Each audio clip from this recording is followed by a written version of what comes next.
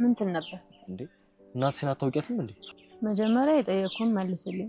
እናትን ባታውቃት ምን ትል ነበር? እኔ እንጃ አላውቅም። ምክንያቱም እናቴን አውቃታለሁ። ባላውቃት ኖሮ ምን ሊሰማኝ እንደሚችል መገመት ከባድ ነው። እሺ እናትሽ የት ናት? እናቴን አላውቃት። ከምርሽ ነው? እናትሽን አታውቂያት? ያስደነግጣን አይደል? የማላውቃት ደግሞ በመልክ ብቻ አይደለም፣ ፎቶዋን አላውቀውም።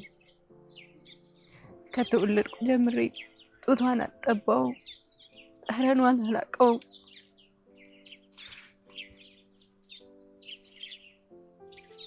ይሄ እንዴት ሊሆን ቻለ?